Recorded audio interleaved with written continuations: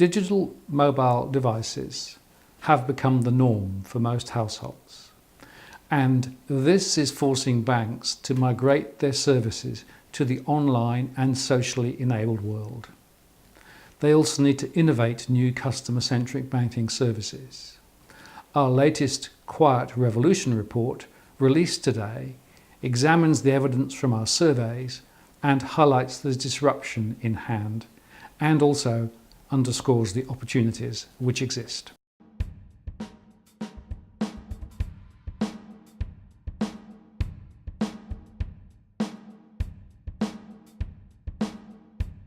Hi, I'm Martin North, Principal Analyst at Digital Finance Analytics.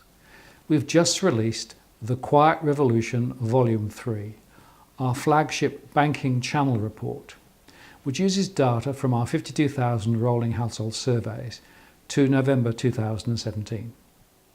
We look at how households are wishing to transact across the search, apply, buy, transact and service value chains.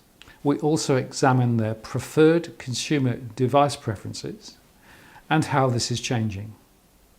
Frankly, we were blown away by the fast rate of migration. Households are simply way ahead of where the banks in Australia are playing. Today's smart, easy-to-use mobile devices are the perfect on-ramp to deliver new services, and consumers clearly want them, but banks have yet to respond adequately.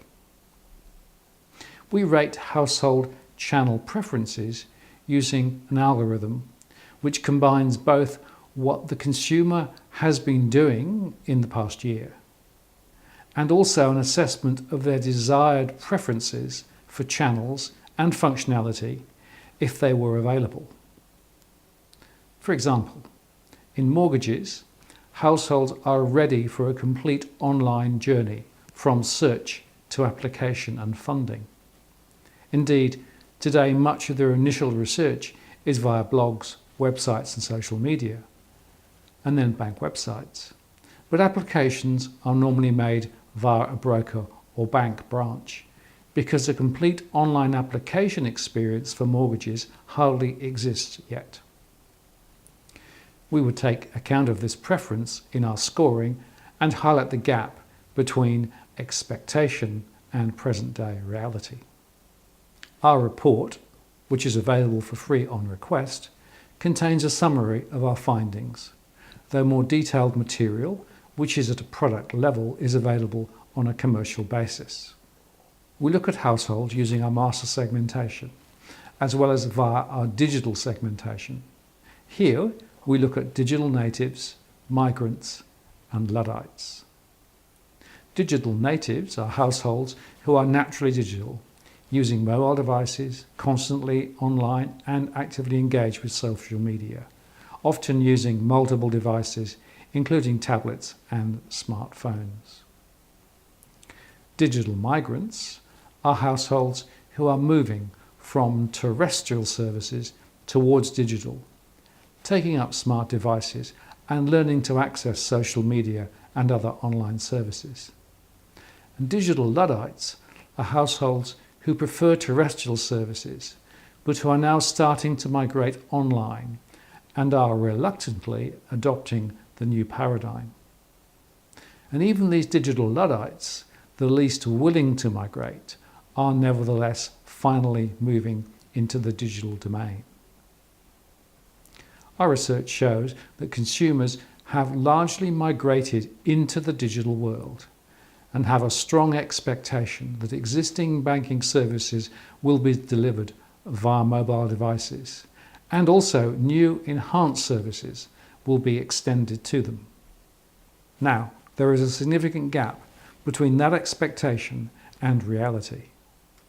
Looking across the transaction lifecycle from search, apply, transact and service, universally the desire to engage digitally is now so compelling that banks have no choice but to respond more completely. We've also identified a number of compelling new services which consumers indicated they were expecting to see, and players need to develop plans to move into these next generation banking offerings. Many centre around robo-advice, bots, smart agents and Siri-like capabilities.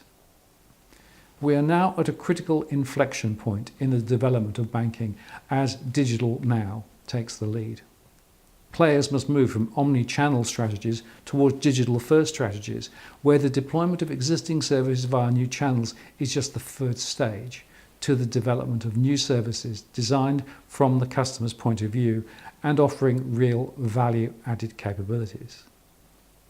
These must be delivered via mobile devices and leverage the capabilities of social media, big data, and advanced analytics.